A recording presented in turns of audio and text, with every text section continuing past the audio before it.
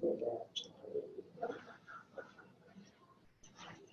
everyone, good morning and good afternoon. This is Scott King and JT Keating over at Zimperium. Thanks so much for joining us for Here Fishy. I love it. JT is going to walk us through what we at Zimperium are doing to protect from phishing, spear phishing on our mobile devices. Our mobile devices, we click on everything, so we really don't have the same behavior on a mobile device as we do on our desktops. We're kind of trained on a desktop, but JT, mobile device is completely different. I mean, you know, I'm kind of a bad example because I work here and I don't click on anything or download anything, and I have zips on my device. But other people that need to learn a little bit more about what we're doing, what do we need to do about phishing and spear phishing on mobile devices? Yeah, that's a great question, Scott. And by the way, thank you everybody again for joining us for today's webinar. We've got the standard approach. If you have any questions, we'll do a Q&A at the tail end. We'll make slides available. There'll also be an archived version of the video. But to Scott's point, you know, it's funny. There's some things that are similar in our behavior when it comes to traditional endpoints, and things that are different. And as Scott was alluding to, you know, I think some of the things on mobile are pretty interesting. And we're gonna dive into that. And people are pretty familiar with the phishing side of things, but how does it apply to mobile, right? So to start off with, you know, it's funny because if you ask any security professional, what is the single biggest risk to the security of the organization? You know, you're not going to get attackers, you're not going to get APTs, you're not going to get anything like that. What you're going to get is a carbon-based life form. What you're going to get is the human beings that are actually part of our enterprise. And as Scott was talking about, one of the big differences in mobile compared to traditional endpoints is these same people that have been the target of phishing attacks or downloading malware on traditional endpoints, whatever the case may be, are now the admins of these supercomputers that are in their pockets. So our employees are the guys we have to worry most about. And now we've given them the supercomputer, they're the admin, they decide when to update it, they decide what networks to connect to, they decide what apps to download, and to Scott's point, they decide what links to click on. Well, and it's really easy to spoof, for instance, an SMS message, right? And I can send an SMS message from any number that I want to, right? Right. There's software, it's probably free, to send a message from one number to another, and I'm disguising myself. So it's easy to fool users. Absolutely. And a lot of, to your point, a lot of the traditional mechanisms, you know, traditional phishing has been via email. Well, you've got about 10 different layers of things that can stop an email from getting to you with those malicious links, and then additional once you click on them. Those don't exist currently on mobile until guys like Zimperium. Yeah. So, you know, definitionally, what is phishing, right? Well, what phishing is you know, somebody imitates usually major brand names, usually, you know, somebody, whether it's for financial purposes, and these are just examples, you know, the eBays, the Amazons, the E-Trades on the brokerage side. So phishing usually is really about tricking the user by taking advantage of a well-established brand name. To Scott's point a few minutes ago, that is separate and distinct from spear phishing. In spear phishing, who gets imitated? Whereas it was brands on the phishing side, it's the same carbon-based life forms are the ones that get imitated. And the focus of spear phishing is the fact that you're taking advantage of the fact that it is a known commodity. Traditional spear phishing has been things like, well, it's the HR department saying do this, or the IT department saying do this. When you get into spear phishing from compromised mobile devices, now you're getting a text or an email legitimately, and I'm going to talk a little bit more about this, from Scott King. I mean, it's that specific. Scott King is in my address book. I see it's Scott King sending me this message, whether it's to another mobile device or whether it's even inside of the firewall to somebody's computer.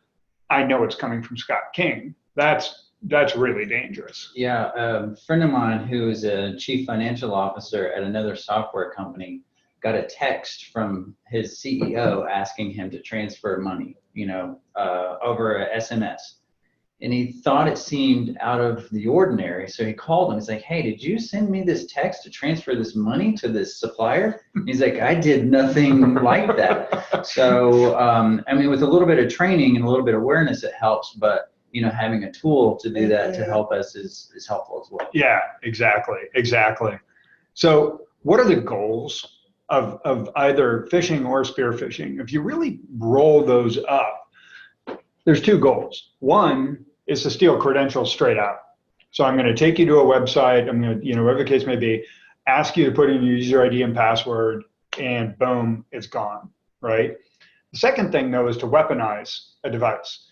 If I take you to a site that I own, a false site, I can use that to deliver an exploit to your device. Now, that could be whether it's a laptop or whether it could be a mobile device, but it becomes particularly problematic on the mobile device side because until people like Zimperium have come along, there was no protection at all on those mobile devices. So the exploits will be significantly easier. And then, to our point a few minutes ago, you can then use that to roll inside the organization, hence the infamous Trojan horse analogy here. So let's talk specifically about mobile phishing, right?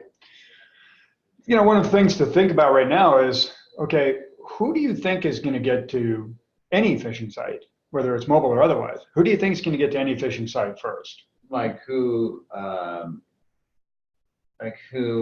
is tricked to get there? Is that what you mean? Yeah, but just like in general, in mass, who do you think is going to get there?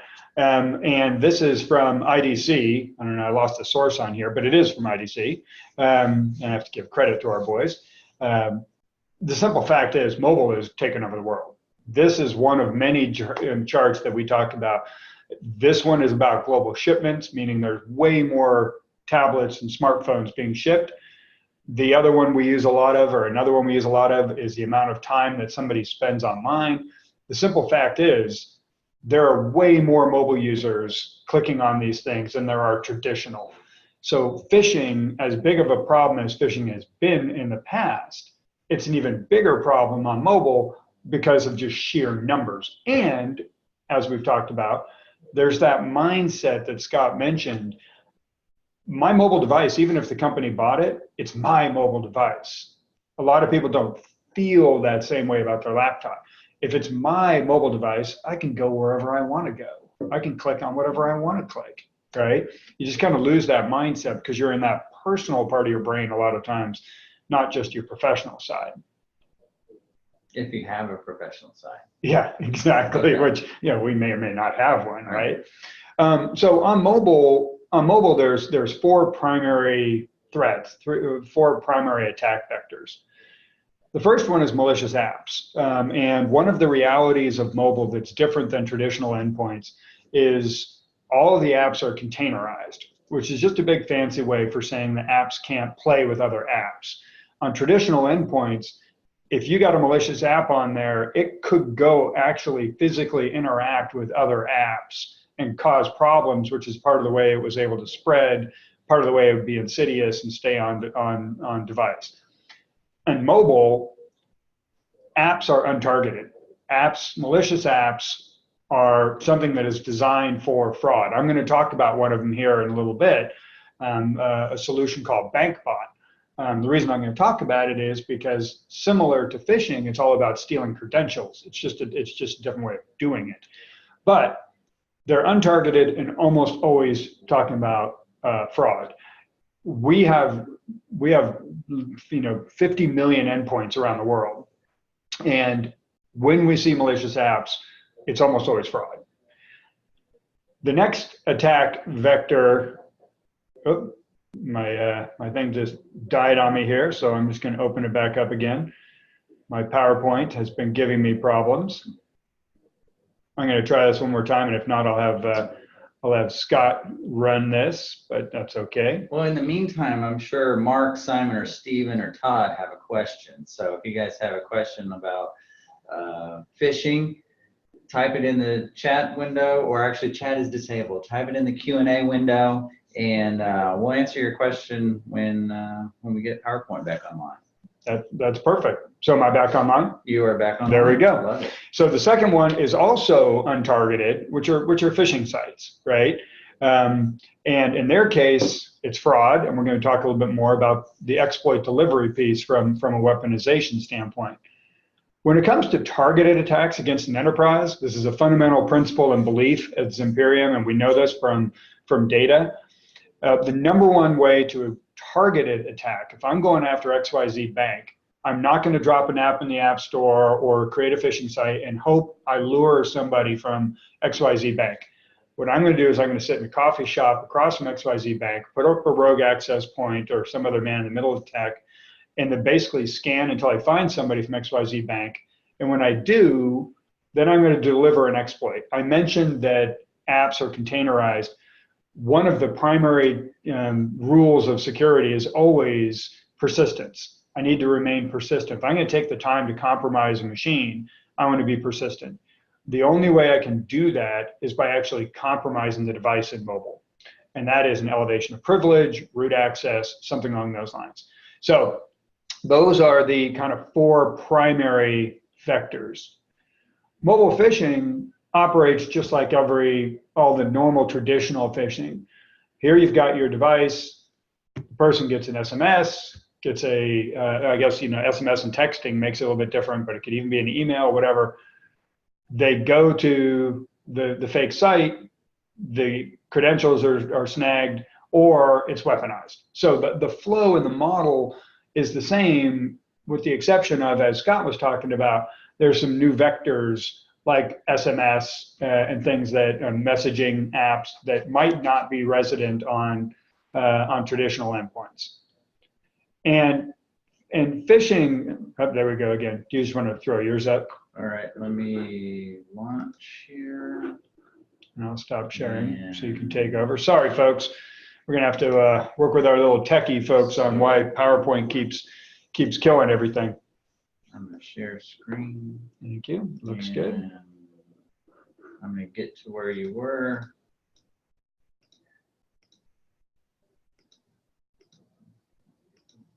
You should cue some kind of music or something. Yeah, I can just, I can sing if you guys want. I can sing the phishing song. I don't really know what the phishing song is. But as Scott was talking about, and as we're starting to pull this thing up, we're going to the Verizon one. Oh. So, yep, almost there. A couple more clicks.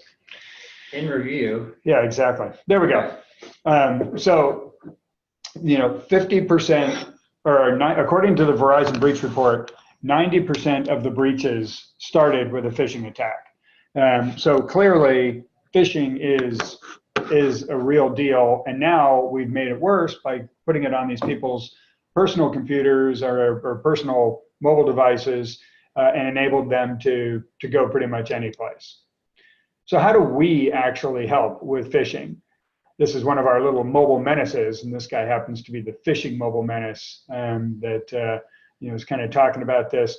So Zimperium actually has been fighting phishing since the beginning of the year. We officially announced our phishing detection at the beginning of the year. It had been being trained before that.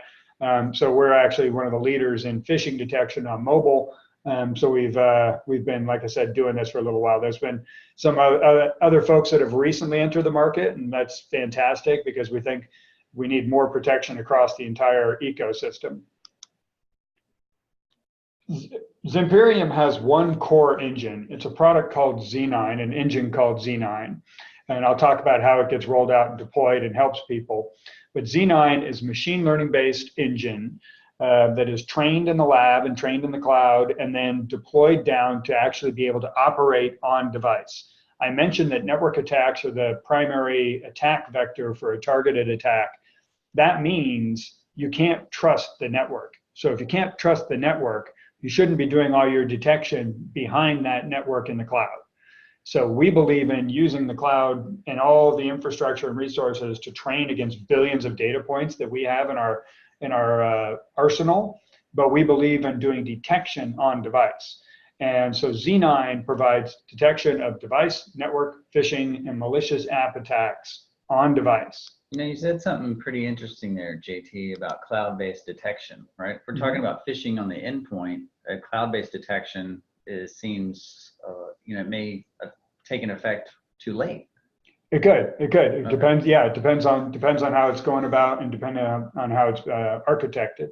Now the one thing with phishing is, if it is a phishing attack and you're not online, it's relatively benign, right?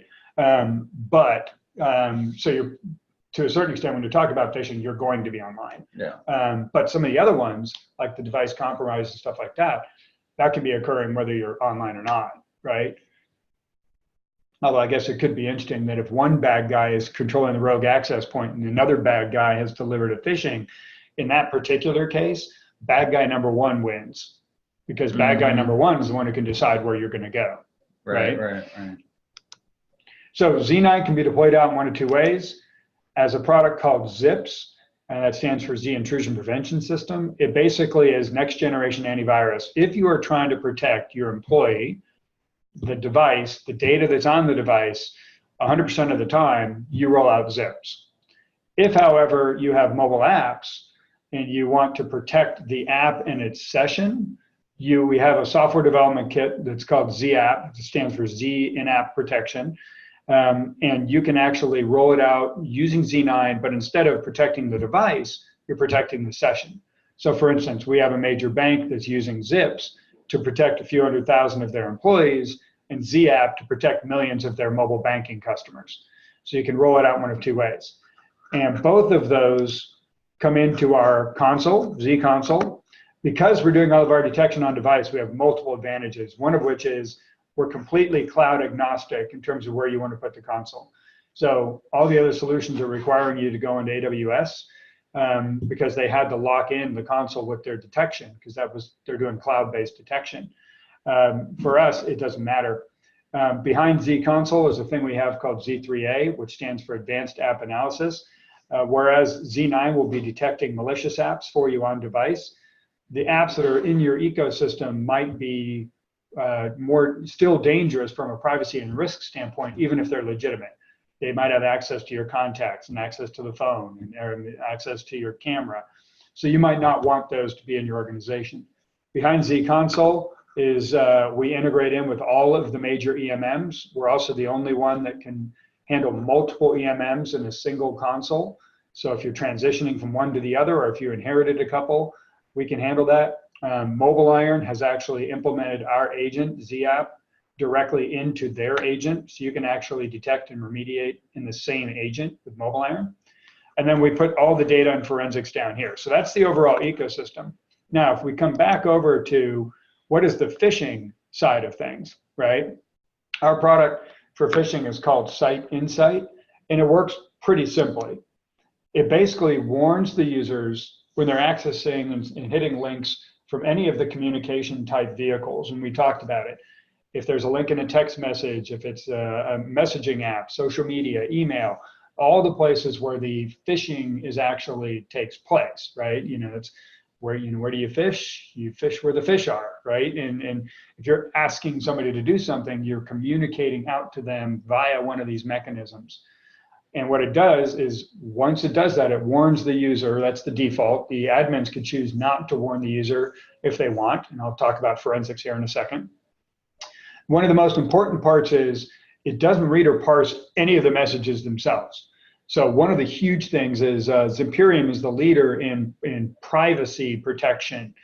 When GDPR came out, it didn't require us to do anything because we're doing all the detection on the device. We're not exfiltrating any sensitive data that might actually be privacy related. So it's privacy is a huge part for us.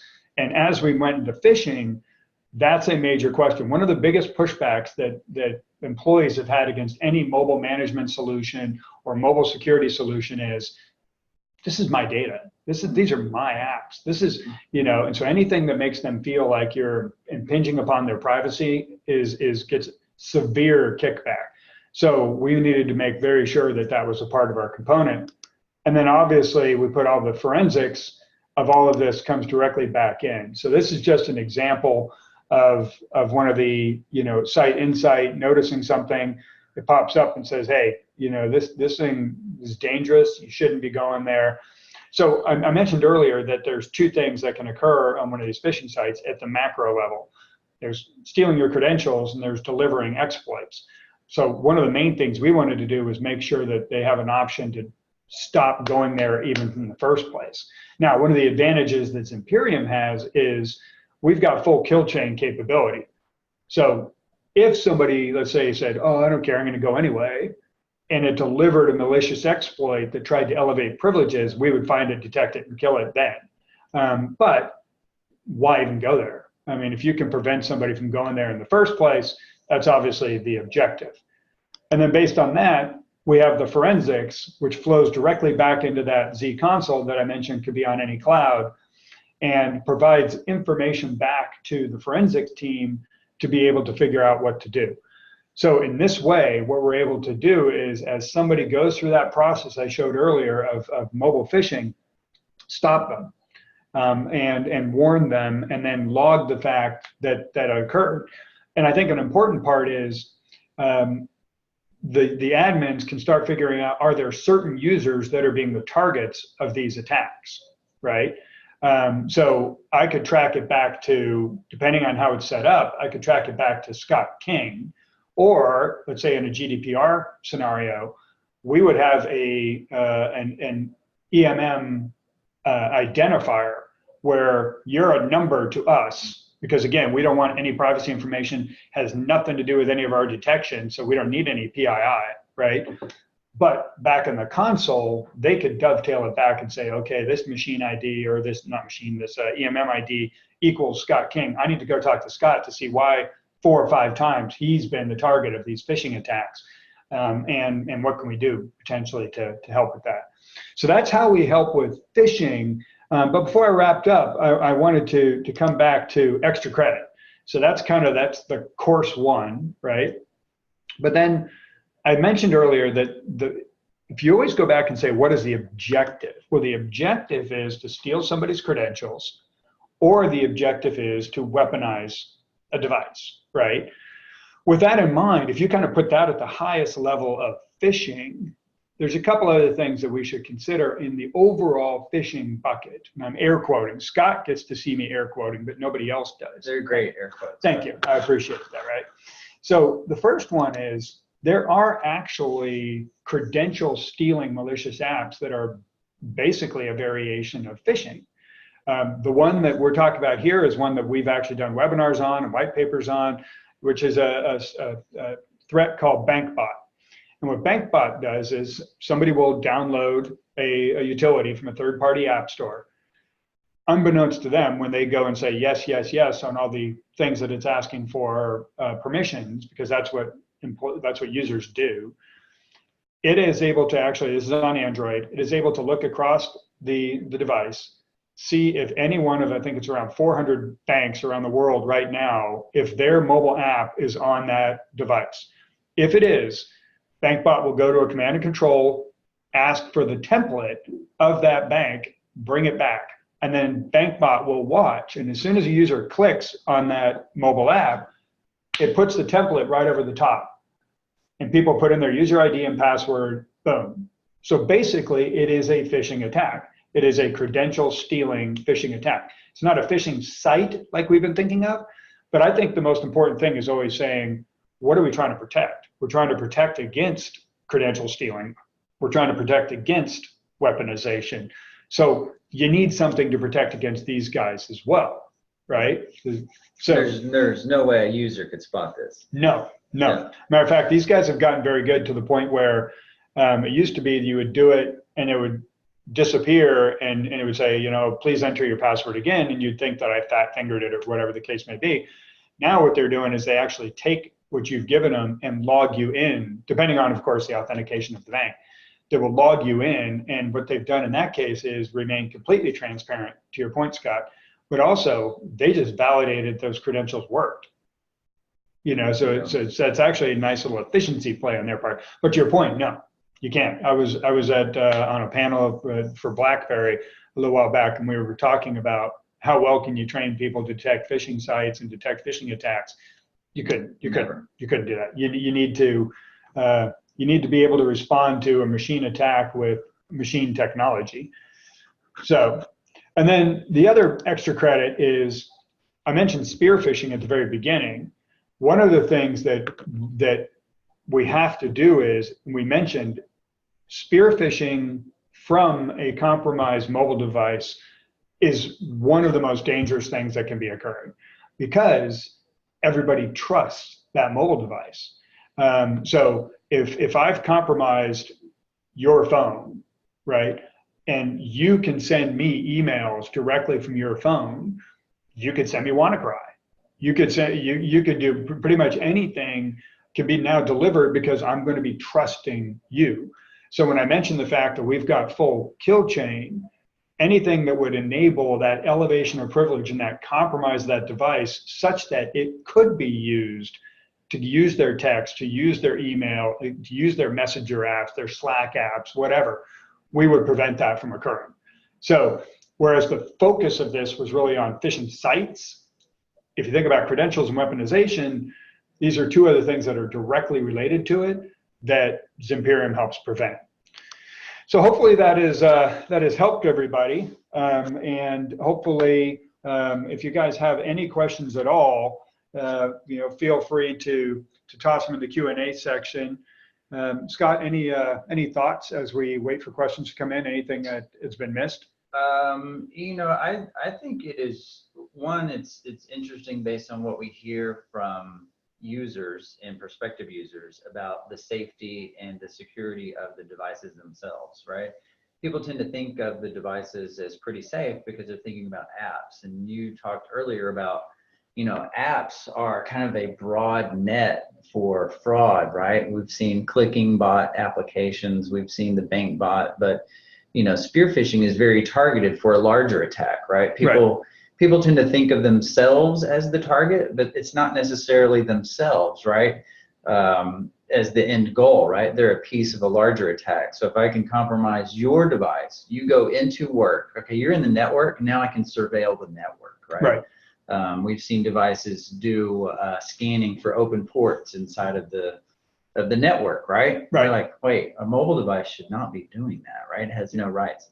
But so I think the carbon-based life form I love, right? Because it's easy to trick users, right? Mm-hmm. People send me phishing emails all the time. They're like, hey, is this real? I'm like, no, it's not. This is a phishing email. So please watch out. So I think that is important. User education is important, but like you said earlier, to detect a machine attack requires machine-based technology. Right.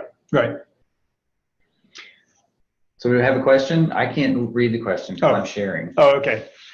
Yes. So we have a question here, and I'm going to attempt to answer it, but there's parts that seem to conflict, and so if I don't answer it correctly, please put in a follow-in. So the question was, is there an ability to whitelist specific URL addresses that may be flagged by your engine as a phishing site? Which I think is kind of part one. And it says, but for example, if we wish to release a simulated phishing exercise, and I guess the reason I'm saying it's a little confusing for me is, to me, if you whitelist something, that means you don't want it to be detected. But if you're doing a simulated phishing exercise, it seems like you're trying to have something detected. Yes, there is some ability to whitelist things that you say, okay, if we don't want these sites to be included in the phishing detection, there is an ability to be able to do that. If you're saying that you wanted to purposely put one in that it would be detected, yes, there is the ability to do both. I think maybe it's two different scenarios, right? One, I want to trick the user. Right. And second part of the question is, I want to trick Zimperium to see if it works. Okay. Maybe. I don't know. No. So basically, though, I think fundamentally the question boils down to, is there an ability to input URLs to either be detected or not be detected? And the answer is yes. Yeah. So great question. Sorry that I was kind of struggling my way through it a little bit. And then, yeah, whoever, it can send an email to, send an email in to us or contact us. Exactly. So, and we will see if anybody else has any other questions. If not, I guess we will we'll wrap up the webinar. Thanks everyone so much for spending and investing 30 minutes of your time today on phishing. If you have a question, please email it in. You can email it to either JT or I, and we'll answer it directly. And we'll post the slides and the archived webinar on YouTube as soon as it's available, so you can share with your employees and stakeholders. So thanks so much, JT. Appreciate it as always. You did great. Likewise, it's always fun. Thank you guys for putting up with our technical difficulties as well. You guys have a great day.